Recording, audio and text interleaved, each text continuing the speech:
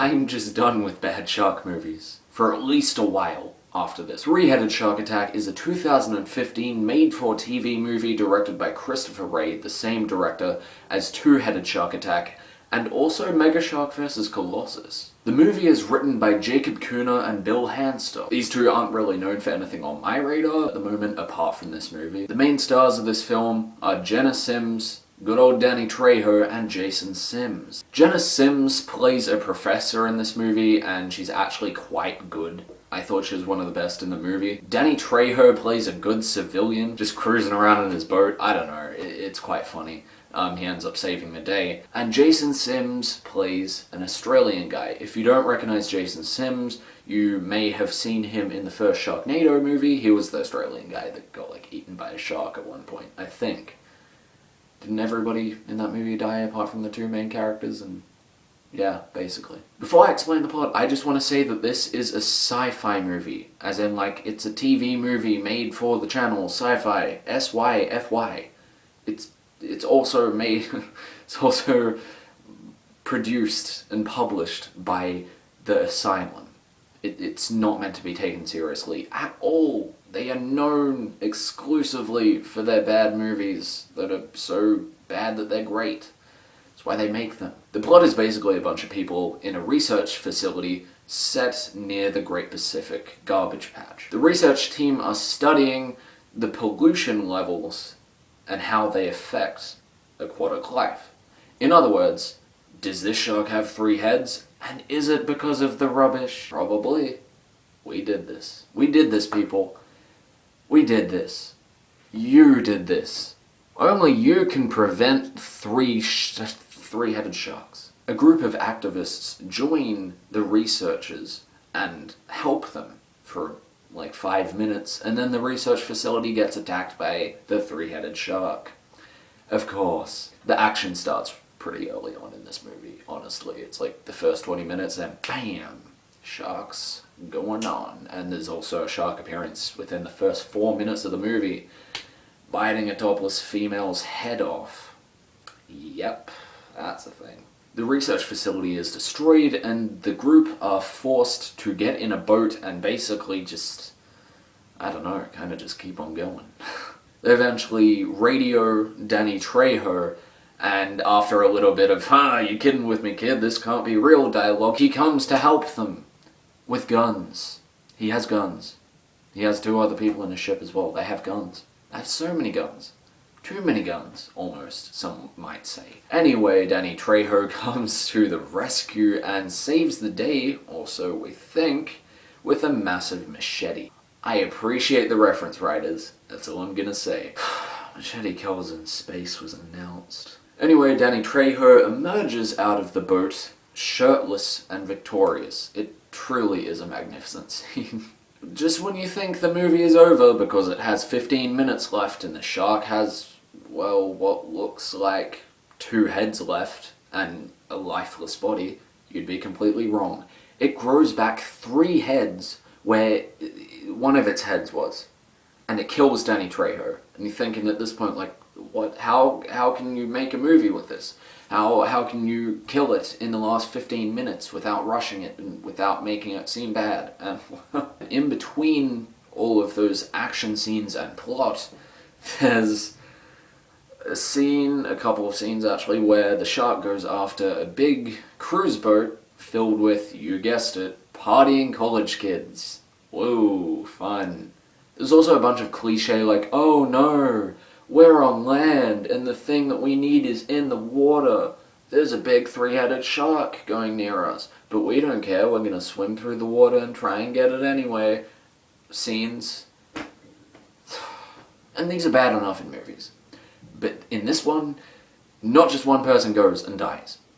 All of the group eventually go. It's like, oh, I'm gonna go get the boat. Yeah, that's right. Then they'll get to the boat and they don't know how to start a boat, so another person will go in there and go like, oh, you idiot, oh, you don't even know how to start a boat. Then they'll get stuck. And then they'll need to repair it or something. And then another person will go, and then another person will go to protect another person, and then all of them go. And only like 2 of them die in that whole scene. It's like 10 minutes. Come on. Give me something else. They reuse shark scenes a lot in this movie. Like, I would say that the only scenes that they don't reuse are the attack sequences. They reuse everything else. Like, there's this one clip of the shark on its side, looking like a normal shark, then it turns around, you see the three heads, it goes up to surface, and then it turns around. And they use that at least 30 times. The other ones we used at least 30 times as well, and there was one where you could see from the shark's perspective, and it was just gliding along the ocean floor. But the thing is, they used that about 50 times. Along with the other ones, to complement them, and it's like, oh my god, you used it too many times. Use other stock footage. There's a lot of mistakes. I mean, hell, you're not gonna go into a movie called Three-Headed Shark Attack and not expect mistakes. You're going in there to see a bad shark movie. But I'm just gonna list a couple of mistakes that really annoyed me. I have like 3 pages of just notes while I was watching this. There's a part where the captain of the research facility, which by the way has great cliche captain lines, but doesn't use them properly, is looking at a sonar or a radar, and then the professor comes over and, you know, she's just moving the mouse around on a nearby MacBook. And then you see on the big screen, a very big screen, like this is very easy to see, you see a cursor moving across the screen, and you see that the sonar is not a real sonar, it's just a video loop being played on QuickTime. Why did they not reshoot that? Like, how do you miss that? Also, within the first 4 minutes, a topless female has her top half bitten off by the shark 4 meters up the shoreline.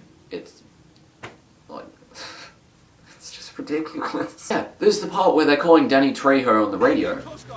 And you can see that he hasn't got the radio turned on at all. And he's speaking into it, he's like, hello, can anybody hear us? Oh, we've been abandoned from the ship. And then he hits the radio even. But he doesn't turn it on. He tries to tune it, he tunes it with the volume knob. Why do I watch these movies anymore? I question myself. There's a part where they obviously dubbed over swearing. You can see his mouth swear, but you hear his voice not swear.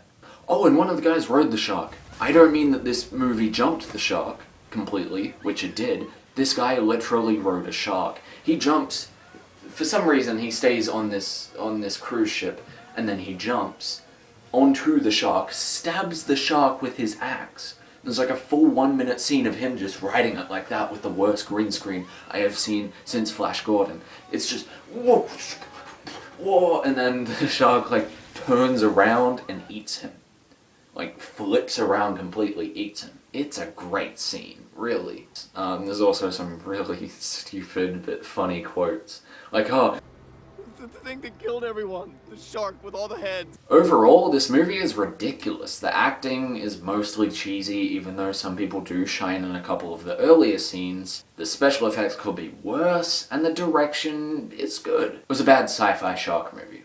What do you expect? You don't go into a movie called Three-Headed Shark Attack and expect something that's gonna win an Oscar. No, you expect exactly what it is. You expect to see a bad sci-fi shark movie. If you go and see this movie and you expect a good movie, you'll be disappointed. But if you're just looking to, you know, roast a movie with some friends or just have a laugh at a bad movie, it's a really fun one. I recommend it. I rate this movie a Danny Trejo B-movie out of 10. Did you guys watch this? What did you think about it? Did you think it was so bad that it was good? Did you think it was just terrible and you didn't enjoy it? Let me know what you guys thought. That is what the comments section is for. Anyway, have a great day and happy watching.